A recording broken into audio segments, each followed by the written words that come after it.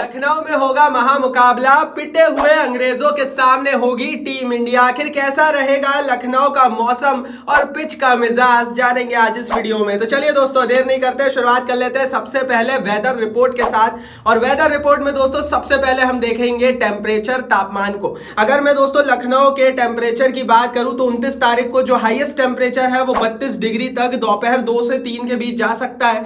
तो वही रात में जो लोएस्ट टेम्परेचर रहेगा वो 18 डिग्री सेल्सियस रहने वाला है। दोस्तों हम देख रहे हैं पूरे उत्तर भारत में धीरे धीरे रात में गुलाबी और तेज ठंड पड़ने लगी है, और कुछ वैसा ही मौसम जो है, वेदर जो है हमें लखनऊ में देखने को मिलेगा। दोपहर में हल्की सी गर्मी, लेकिन जैसे जैसे शाम होगी प्लेयर्स को ठंड लगेगी, और ये एक प्लेजेंट वेदर होता है क्रिकेट खेलने के लिए।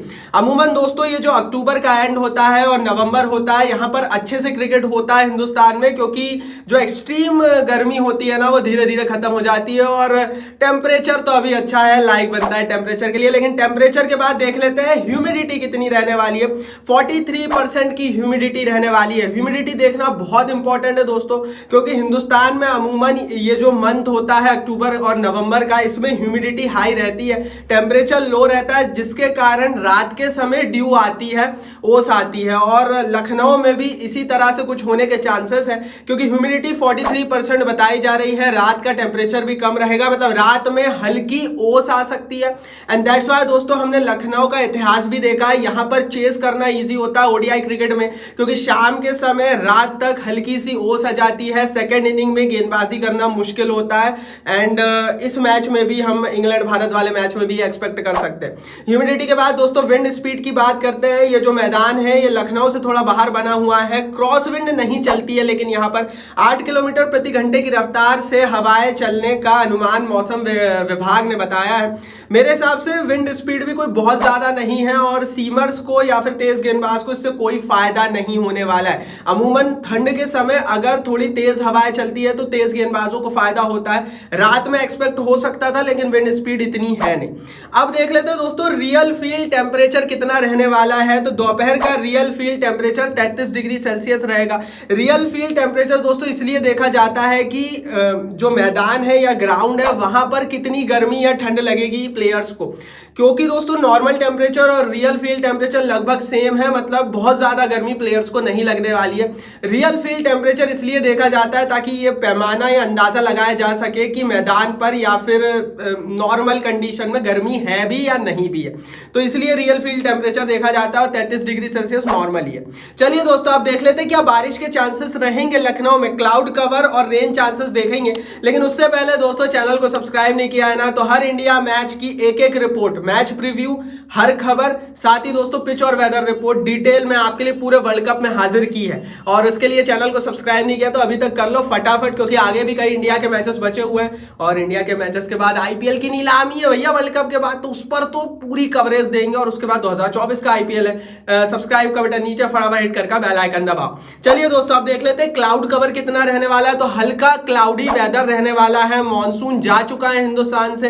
एंड दैट्स व्हाई दोस्तों ये जो क्लाउड कवर अब रह भी रहा है ना, ये इतना ज्यादा इंपैक्ट मैच को नहीं कर रहा है। जब वर्ल्ड कप स्टार्टिंग में शुरू हुआ था तो कुछ एक दो जगह पर बरसात हुई थी, लेकिन अब कहीं बरसात नहीं होगी। 20% क्लाउड कवर है। और अगर मैं रेन चांसेस की बात करूं तो 0% रेन चांसेस, बारिश के चांसेस बताए जा रहे हैं वेदर रिपोर्ट में। तो बारिश की कोई टेंशन नहीं है, एक नॉर्मल सा वेदर रहने वाला है। कंक्लूजन की बात करूं, नॉर्मल टेम्परेचर, दोपहर में सनी वेदर, शाम को हल्की सी ठंड, ओस आने के चांसेस, बहुत ज्यादा गर्मी नहीं पड़ेगी। एक परफेक्ट वेदर हो सकता है क्रिकेट के लिए अगर ओस नहीं आती है तो, एंड अगर ओस आ गई तो फिर चेस टीम को फायदा मिलेगा।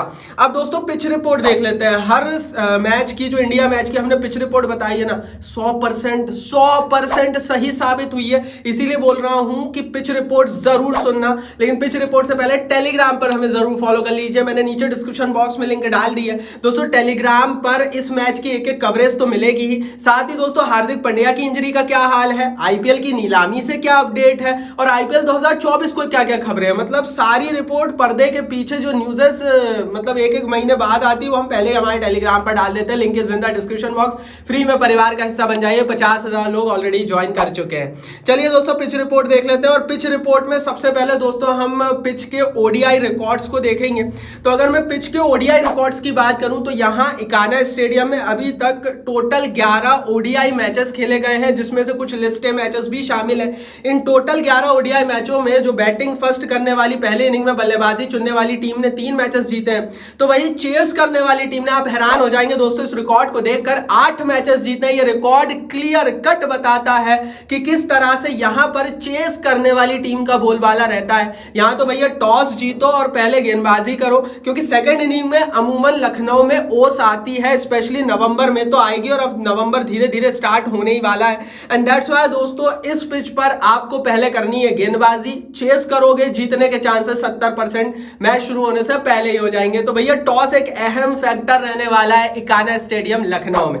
चलिए दोस्तों ओडीआई रिकॉर्ड के बाद अब थोड़े से बल्लेबाजी स्टैट्स देख लेते हैं इस पिच पर। अगर मैं बैटिंग स्टैट्स की बात करूं तो पहले इनिंग का औसत स्कोर 226 रहता है और सेकंड इनिंग का औसत स्कोर 209 होता है। दोस्तों ये इतना अंतर इसलिए क्योंकि ज्यादा मैचेस हुए नहीं है। एंड दैट्स व्हाई दोस्तों हमने कई वर्ल्ड कप के मैचेस यहां पर देखे, 300 रन भी बने हैं। एंड दैट्स व्हाई पहली इनिंग का औसत स्कोर ज्यादा बताया जा रहा है। अमूमन चेस टीम को ही फायदा होता है। तो ये थोड़ा सा बैटिंग स्टैट्स थोड़े से भ्रामक है, इस पर ज्यादा विश्वास मत करना, क्योंकि हमने विन लॉस के जो ओडीआई रिकॉर्ड है उसमें बताई दिया आपको कि चेस टीम को फायदा होगा। लेकिन हाँ, बैटिंग स्टैट्स देखकर हमें एक चीज पता होती है कि 250 रन तक का स्कोर यहां पर पार स्कोर होता है। क्योंकि क्यों होता है वो अभी आगे सुन लीजिए, क्योंकि गेंदबाजी स्टैट्स अब हम आपको बताते हैं। अगर मैं बॉलर्स स्टैट्स की बात करूं तो पेसर्स यहां पर 35% विकेट लेते हैं और स्पिनर्स यहां पर 65% विकेट लेते हैं। मतलब साफ है कि लखनऊ में स्पिनर्स का बोलबाला रहता है। एंड दैट्स व्हाई पहली इनिंग वाली जो टीमें हैं वो ज्यादा जल्दी परास्त हो जाती है, क्योंकि सेकंड इनिंग में ड्यू आ जाता है, स्पिनर्स उतने कारगर होते नहीं है।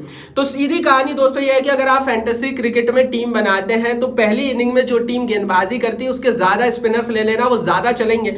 और ओवरऑल दोस्तों आप पेसर्स पर ज्यादा भरोसा मत करना इस मैच में, क्योंकि पेसर शायद उतना इफेक्टिव लखनऊ की पिच पर ना हो। तो गेंदबाजी स्टैट्स क्लियर कट हमें बोल रहे हैं, और जिस तरह का भी ह्यूमिडिटी के भी चांसेस हमने वेदर रिपोर्ट में देखे, स्पिनर्स पर आप भरोसा इस मैच में कर सकते हैं। And that's why Ravichandran Ashwin इस मैच में टीम इंडिया के कॉम्बिनेशन का हिस्सा हो सकते हैं। अब वो किसके स्थान पर प्लेइंग 11 में एंट्री लेंगे वो हमने हमारी प्रीव्यू वीडियो में ऑलरेडी बता दिया है। प्रीव्यू वीडियो सुबह डल चुकी है, नहीं देखा है तो फटाफट चैनल पर चले जाओ, प्रीव्यू वीडियो ऊपर कार्ड में भी डाल दूंगा, फटाफट देख लो। इस मैच का तगड़ा प्रीव्यू बताया है, किसी ने नहीं ऐसे स्टैट्स बताए वो बताए, ये तक बताया दोस्तों उस प्रीव्यू वीडियो में कि कौन सा प्लेयर चलने वाला, कौन किसका विकेट लेगा, देखना जरूर। चलिए दोस्तों आगे बढ़ते हैं। अब इंडिया के आंकड़े देख लेते हैं। लखनऊ का मैदान नया है, 2018 के बाद यहाँ पर मैचेस होना शुरू हुए थे मोस्टली। इंटरनेशनल क्रिकेट की बात करें तो भारत ने यहाँ पर सिर्फ एक मैच खेला है, साउथ अफ्रीका के खिलाफ आई थिंक वो मैच था, और इंडिया ने वो मैच हारा था। तो जाहिर है लखनऊ में भारत के रिकॉर्ड है ही नहीं, और है भी तो एक मैच का है, तो इस पर ज्यादा ध्यान देना नहीं चाहिए। अब देख लेते हैं दोस्तों कि पिच कितनी बड़ी रहेगी, और माफ कीजिए आउटफील्ड कितनी बड़ी रहेगी, ग्राउंड कितना बड़ा रहेगा। तो साइज एंड कंडीशंस की बात करें तो 70 मीटर की अच्छी खासी लंबी एक औसत से बड़ी और लंबी बाउंड्री यहां पर रहती है। दैट्स व्हाई जो औसत स्कोर है वो 250 है, 260 है। छोटी बाउंड्री होती है, इंदौर जैसा मैदान होता है जहां पर छोटी बाउंड्री है, तो यहां पर 300 रन भी बनते हैं। लेकिन हाँ, वर्ल्ड कप में हमने यहां पर अच्छी बल्लेबाजी पिच भी देखी, ये भी ध्यान रखना। यहां पर दोस्तों चेस करने वाली टीम और स्पिनर्स को फेवर रहने वाला है। तो कुल मिलाकर दोस्तों ये थी पिच और वेदर रिपोर्ट। पिच और वेदर रिपोर्ट देखने के बाद हमें 2-3 चीजें पता लगी। पहली चीज ये कि वेदर बहुत अच्छा रहेगा, बारिश के कोई चांस नहीं है, रात में ह्यूमिडिटी है, ह्यूमिडिटी के चलते आ सकता है ड्यू आएगा, तो भैया चेस करना हो जाएगा आसान, स्पिनर्स को मिलेगा इस पिच पे खूब फायदा। बाकी इस हिसाब से आप अपनी टीम बना ही लेना, बताना आप भैया इस कंडीशन के हिसाब से कौन सा प्लेयर चलेगा। इस वीडियो को लाइक और शेयर कर दो, टेलीग्राम पर फॉलो नहीं किया तो कर लो, link is in the description box, और सब्सक्राइब नहीं किया तो सब्सक्राइब का बटन नीचे फटाफट हिट करके बेल आइकन दबाओ।